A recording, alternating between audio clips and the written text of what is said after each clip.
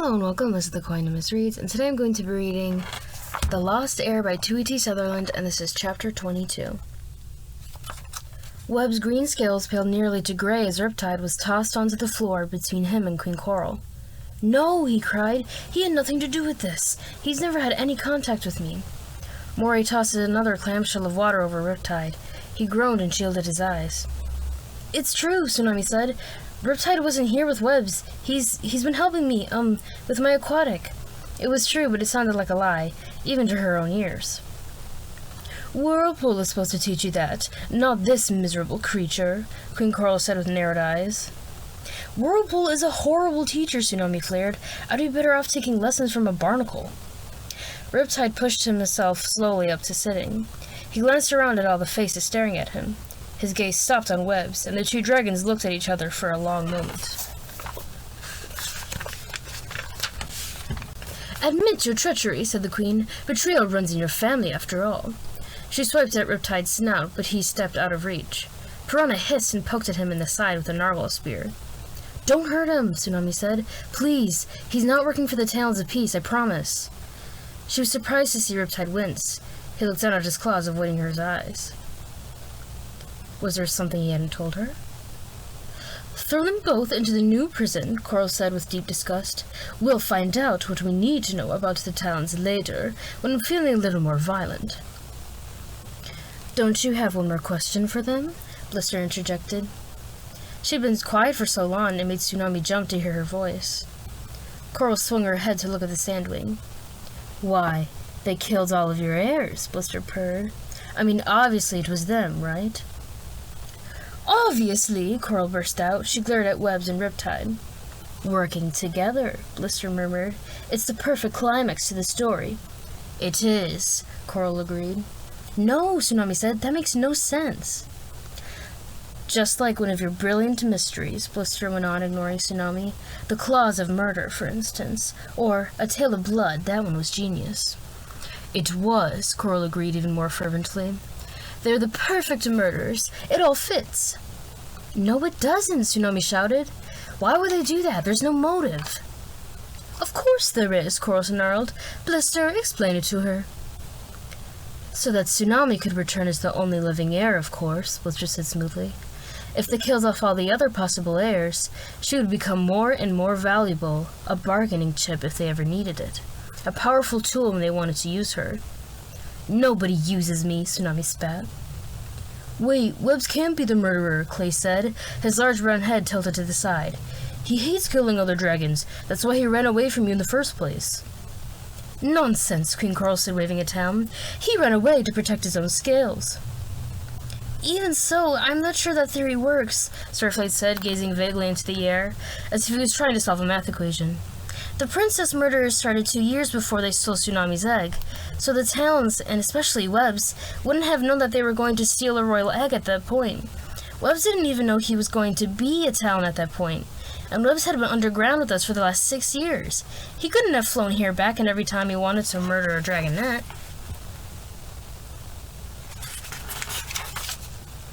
Starflight shook his head. "No, I'm afraid it doesn't—" His eyes met Blister's, and he abruptly slammed his mouth shut. "What he said," Tsunami said desperately. "Exactly." "So his allies in the Talons of Peace did his dirty work," Blister said, unperturbed. "You know it makes sense, Coral. The Talons have been your enemies for so long. Of course it would turn out that they're both the one behind the murders. It's the ending that wraps everything together." Coral nodded. Her talons twitched toward the nearest scroll, as if she couldn't wait to write this all down. "Why are you doing this?" Tsunami demanded, stepping closer to Blister. "Why pin the murders on Webbs and Riptide, unless you're covering your own tracks?" Blister gave a hoot of laughter. "It doesn't matter to me what happens to the Seawing Princesses," she said. "Except that I feel my poor ally's pain, of course. I'm merely pointing out the obvious to her. These two should be executed for their crimes as soon as possible." "You want Webbs dead," Tsunami thought. "And you killed Kestrel, I'm sure of it. But why?" "Brilliant, just brilliant," Coral said, clapping her talons together. "Take them away, and we'll plan their execution later." Piranha and her guards closed around Webbs and Riptide. Tsunami didn't have a chance to say anything more to them before they were dragged off, and Riptide still wouldn't meet her eyes. She clenched her talons in frustration.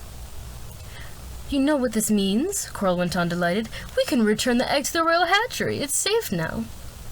It isn't, Sunny cried. She wrapped her talons around the egg. It certainly is, said the queen. With webs locked up, the egg can hatch in the royal hatchery, just like it's supposed to. You're wrong, Tsunami said. I'm not risking a dragonette's life because you've fallen for this crazy story Blister has invented. Blister's obsidian black eyes glittered malevolently at Tsunami. It will be perfectly safe, Coral said, waving her claws. Besides, every queen in ensuing history is hatched in the royal hatchery. Silence prickled between them. Tsunami was thinking, I didn't. And surely Coral was too. You'll eat those words when I'm queen, Tsunami thought, but she wasn't sure she meant it anymore. Did she even want to be queen here? Especially if it meant allying herself with Blister, or breaking away from her and then dealing with the consequences. Only one dragon could change Coral's mind about the egg. Tsunami glanced at Blister and realized at least one thing was true. Blister couldn't care less what happened to the Sea-Wing heirs. She was studying her claws, looking slightly bored. Fine, Tsunami said, squaring her shoulders, but I'm staying with it until it hatches. Queen Coral tilted her head. In the royal hatchery, she said. All night? I'll make sure she hatches safely, Tsunami said. She glanced at the egg glowing blue and green below the white shell. The dragonette was close to hatching, pressed against the thinning walls. Every once in a while, the egg rocked in Sunny's arms. But when I catch the real murderer, Tsunami went on, I want you to promise that you'll let Riptide and Webs go free. Huh, Coral snorted. Webs will never be free again. Even if I save your last heir? Tsunami demanded. Coral scraped her claws across the rock. You won't have to, she said. We have the assassins now. So it should be an easy bargain to make, Tsunami said. Blister stared at her coldly. All right, Coral said, waving one talon. I'll promise you Riptide, but Webs has too much to answer for. Tsunami noticed Blister settling back. So it was definitely Webs she wanted dead, not Riptide.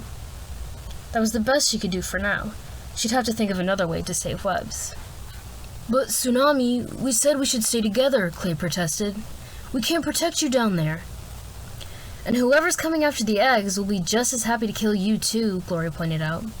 Tsunami shook her head and flexed her claws. Not if I catch him first. And that is the end of chapter 22. Once again, this is the second book in the Wings of Fire series by Ch.22 Sutherland. Have a great day.